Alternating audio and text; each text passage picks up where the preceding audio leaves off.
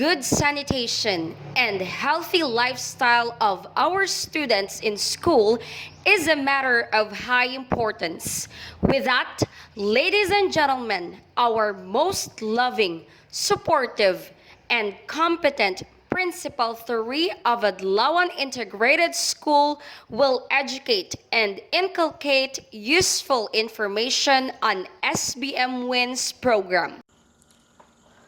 Feliciano Buenafid Jr., Assistant Schools Division Superintendent, Officer in Charge, Office of the Schools Division Superintendent, Dr. Ferdinand C., our Assistant Schools Division Superintendent, Dr. Jude Tadeus Iledan, the Regional Chief Field Technical Assistance Division, Dr. Mateo Bimbao, the Regional Focal Person for SBM WINS, Dr. Neresa Recenti, the Chief Education Supervisor for SGOD, Dr. Marvic Martires, the Chief Education Supervisor for CID, Dr. Ramon Paras Jr., the Division Focal Person for SBM WINS, Mrs. Nin M. Dalmino, our Public Schools District Supervisor in Cluster 5, Education Program Supervisor, School SBM WINS Technical Working Groups, Chairman and members of the different committees, fellow school heads, friends, ladies and gentlemen, a pleasant day to each and everyone. Today marks the highlights and showcase of the implementation of school-based management was in school in the division of Rojas City. As we continue to institutionalize its implementation in our respective schools, to see to it that proper hand washing will become part of life of our school children. Its implementation has brought significant changes not only in terms of good personal hygiene and sanitation, but academic performance, so to speak. And we are trying at improving and enhancing the delivery of services to our pupils, especially in this pandemic brought by COVID-19, where hand washing is a must. Without further ado, allow me to present to you the video presentation of the highlights and success stories of SBM WINS implementations in the schools of Cluster 5. Cluster 5 is composed of 5 schools: Adlawan Integrated School, Luktugan Integrated School, Sofronio A. Cordovero Integrated School, Don Juan Celino Integrated School, and Don Jose Acevedo Integrated School. According to World Health Organization, diseases related to inadequate water, sanitation, and hygiene are a huge burden in our country. Ergo, we should improve and strengthen water, sanitation, and hygiene in schools to promote a conducive environment in learning to keep our learners safe and healthy. Reinforcing this goal through the implementation of SBM WINS program of our division, we, the Cluster 5, has established practices in facilitating water, hygiene, and sanitation within our respective schools. With this, we aim to instill lifelong skills, correct hygiene behavior in school through a combination of education, suitable water, sanitation, and hygiene-enabling facilities. Ladies and gentlemen, presenting the school-based management on water, sanitation, and hygiene in school of Cluster 5. Based on the baseline result, 1 out of the 5 schools achieved 3-star rating. That is Don Jose Acevedo Integrated School. Critical needs. Water. 3 of the 5 schools didn't met the requirement for water testing more than once every calendar year. Hygiene. Most of the number of hand washing facility in schools of Cluster 5 is not enough to cater 100 pupils for one shift at the same time.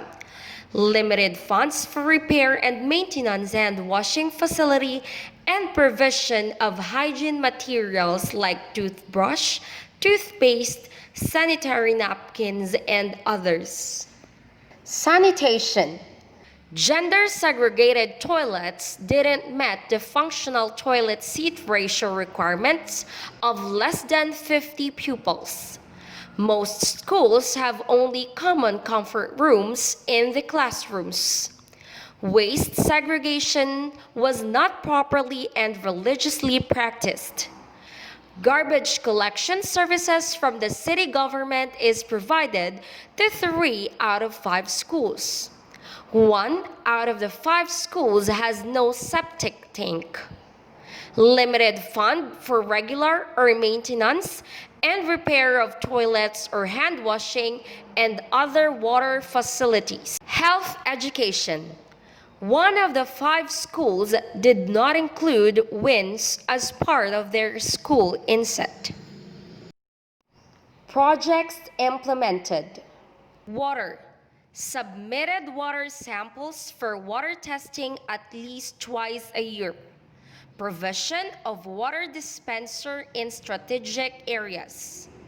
Provision of free and safe drinking water to pupils at all times. Hygiene. Construction of additional cheap and low-cost group hand washing facility.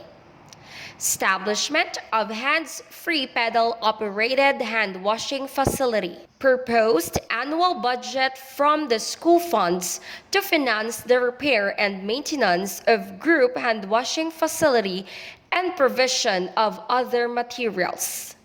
Proposed an annual budget for the provision of free hand soap, toothbrush, and toothpaste in every classroom. Look for potential partners for the provisions of liquid hand soap, toothbrush, and toothpaste in every classroom. Sanitation. Construction of additional gender segregated comfort room. Establish guidelines for proper waste segregation, disposal, and sanctions for non-compliant. Construction of septic tank. Proposed annual budget from the school funds to finance the repair and maintenance of group hand washing facility and provision of other materials. Provision of color-coded trash cans in strategic place in school. Deworming. Achieved above 85% dewormed pupils. Health education. Inclusion of SBM WINS program during PTA meetings, assemblies, and other school programs.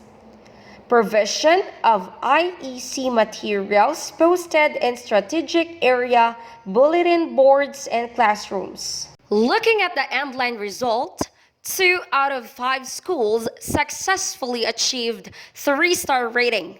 That is Don Jose Acevedo Integrated School and Adlawan Integrated School. Pwede kami kapamangkot. Ngayong hapon man, pwede gid. Mamangkot kami tani ma'am kung ano ang maayo nga na dulot sa imo sang SBM WINS bilang isa ka maestra. Kanami gid sa naya nga pamangkot siya. Sige. Ang SBM WINS isa ka programa sang DepEd kung sa diin nakabuligid sa mga manunodlo. Nakadugang ini sa paghatag sang ideya kung sa diin matudloan ang mga kabataan kung paano sila mangin matinlo sa ilang kaugalingon. Sa SBM WINS ginatudloan sila kung paano maghugas sa ilang mga kamot sa insakto gamit ang hand washing soap, gamit ang ilang mga towel. Siyempre matinlo nga tubig. Subong man, hindi lang pagpanghugas ang kamot ang natudlo sa ila. Pagpang toothbrush after eating sa recess, sa lunchtime. Kaya siyempre ari sa eskwelahan, after recess gid ang importante nga naga-toothbrush gid na sila. Painom kami malimpyo nga tubig kag libreng nga gaagi sa filter. Ano pagit? Gahugas kami kamot bago magkaong kag magtapos kaon. Ginatugaan kami sa tama nga pag-aboy sa basura. Kag nakita ko man nga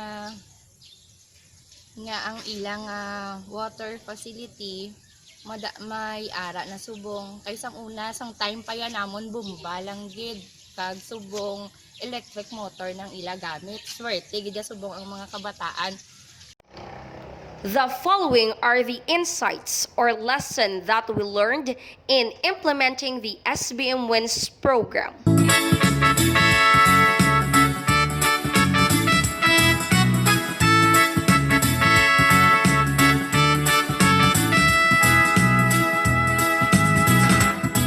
Maghugas, hugas, hugas ng kamay. Maghugas, hugas, wins ang gabay. Maghugas, hugas, hugas ng kamay upang masaya ang ating buhay. Maghugas-hugas ng kamay tayo sabay-sabay upang mikrobyo'y maiwasan.